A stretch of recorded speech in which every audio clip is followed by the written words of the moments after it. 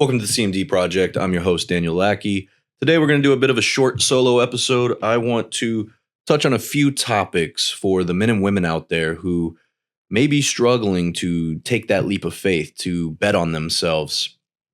Maybe they're stuck in the habit of asking for permission. They need reassurances. They need validation. You see, this can be a dangerous habit to fall into when you need people to tell you that everything's going to be okay, when you need people to validate your concerns or to lift you up. You've got to build yourself up to be able to do that for yourself. Because I've been there, I've wanted the validation, but let's be real. Anytime that you tell your friends or you tell your family you're going to start something or you're going to do something, they always have this doubt. And they may not say it outright. They may say, yeah, you're going to do it. It's going to be great. But you can sense that doubt, and you can sense that lack of belief within them, the way they're speaking to you, the tonality of their voice, the look in their eye. And even more so with strangers online. I just see, especially in our industry, the trades industry, whether it's roofing, adjusting, people just beat each other down constantly. I see these new people coming into the industry who post pretty frequently that they want to start their own firm. And the only thing I see in the comment section are people that are just telling them not to do it. Don't do it. Get experience working for someone else. You're never going to make it. This is a type of industry you're not going to make it in. And I'm here to tell you that's complete fucking bullshit. When I started my business, I had absolutely no experience. Zero, none. Besides working for the carriers, I worked on that side of claims. And when I switched over to the public adjuster side where I represent homeowners now, I started my firm without any claims in my pipe. I started my firm with zero connections. I started my firm with basically no knowledge on this side of things. But I fucking believed in myself and I knew that I could do it. I knew that there was no option for failure. I put myself specifically in a position of do or die. If this does not work out, we are going to go without food. If this does not work out, we are going to lose our house. Now, that may not be comfortable for everybody. That may be a little bit too much of a risk for some people. But for me, I thrive in that type of shit. And this isn't me telling people to be reckless, roll the dice without analyzing situations. Obviously, I did the market research. Obviously, I looked at the competition. I looked at the probability and weighed my options before taking that leap of faith. What I did do is I leveraged. I made relationships.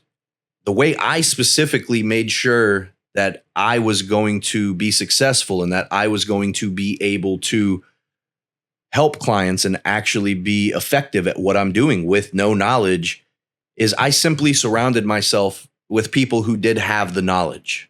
I befriended one of my competitors, another public adjuster, and I hired this man on as a consultant. Now, bear in mind, I did not have any money, so I couldn't put him on a payroll. I couldn't pay him weekly. I had no money. I was flat broke. But this is the thing. In life, everything's a negotiation. You can work out a deal. So what I did with this man, my buddy Travis, we still are in contact today. Great man, great friend to this day. But we worked out a deal to where if he came on as a consultant, because he had decades of experience, I think he's been doing this for almost 20 years in the adjusting world, as where I was brand new on the public adjusting side of things. He had a decade plus in insurance side of things. And he had, I believe, 5+ years on the PA side of things. So I sat Travis down and I said, hey, man, if I can use you as a resource, call you when I have questions, I will give you 20% of everything that I sign for the first 6 months of my business. And Travis agreed. And it was a handshake deal. We shook hands and that was that. We didn't really sign paperwork, which now in business, looking back, anytime I do things these days, there's always a contract. There's always an attorney that will review. There's always signatures. There's always witnesses. There's always notarizations on these documents. Starting out, it was a handshake. And with Travis on board with me, I felt confident. Although I didn't have the exact knowledge of what I was doing, I started chasing claims. And when I landed my very first claim, when I opened the doors to CMD, the one thing that I was pretty good at was speaking to homeowners and selling them. And honestly, it was a 100% fake it until you make it scenario. And that is what you have to do in life a lot of times. If you don't have the knowledge, leverage somebody who does have the knowledge and get them on your team. So I was working this claim, let's call him Mr. Joe. And Mr. Joe had a roof claim that was denied. Now, due to not having knowledge, what I would do in my spare time is I would read books, I would go on YouTube, and I would watch a lot of my buddy Vince Perry's videos. Shout out to Vince. If you guys are in the public adjusting space, he has a library of videos on almost any scenario that you can think of. And I would absorb as much knowledge as possible and try to put that into play. And then when I ran into a situation that was just beyond my scope of knowledge at the time, that is when I would reach out to Travis. Now, there's a big difference between having somebody on your team, leveraging them, and abusing that. I wasn't calling Travis 10 times a day asking 10 stupid questions. I would try to figure it out myself first. And if unsuccessful or unable to figure it out myself, that's when I would reach out to Travis. Hey, Trav, I have a situation here with a desk adjuster. What do I do? Here's the situation. I'd lay it out A to Z for him, and he would walk me through it. And I would take what he would say, what he would tell me to do, and I would do exactly that. And it would work. And now that was a scenario that I had completed with Travis's help. I now had that knowledge, so I didn't have to go back to Travis the next time I ran into that specific situation. So it's about gaining the knowledge. It's about leveraging what you do have. If you don't have anybody in your life that you can leverage to help you out, you need to find someone. You need to create a connection. You need to network. Now, when I say leverage, I don't mean use that person. You have to be able to give something in return. In my case, I gave Travis 20% of all my revenue for 6 months. It was a win-win for both of us. Travis had a little bit of passive income. He had to answer a couple of my stupid questions for the first 6 months.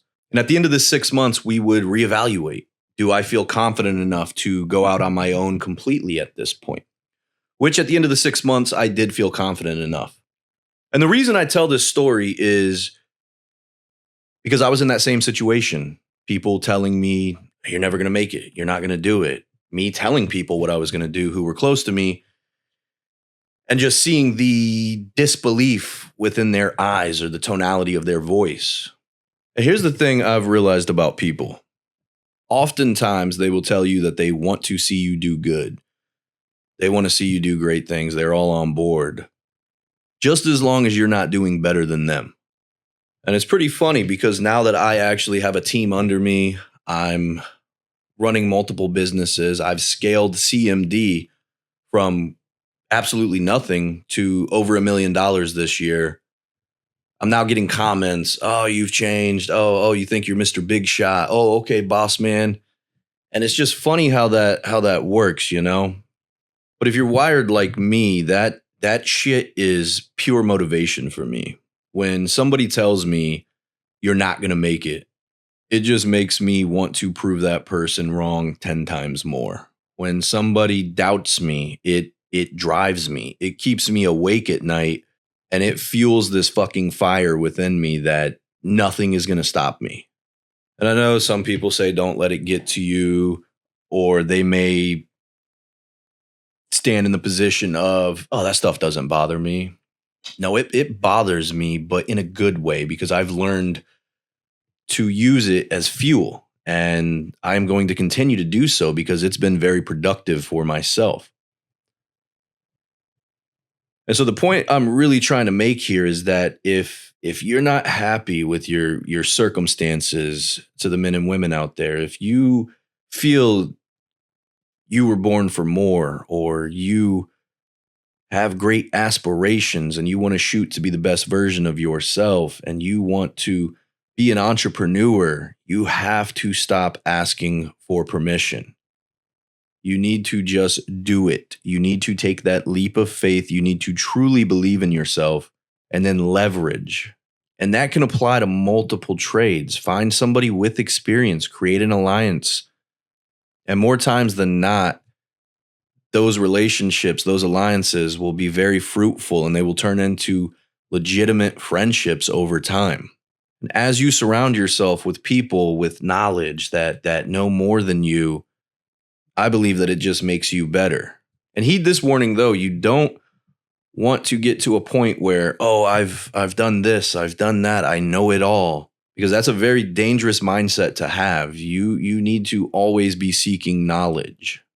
But before I go on a rant here and gear off into something else, the point I wanted to make in today's short episode is just stop fucking asking for permission. Just do it. There's an old saying that goes something along the lines of, it's better to ask for forgiveness than to ask for permission. And I try to live my life by that every single day.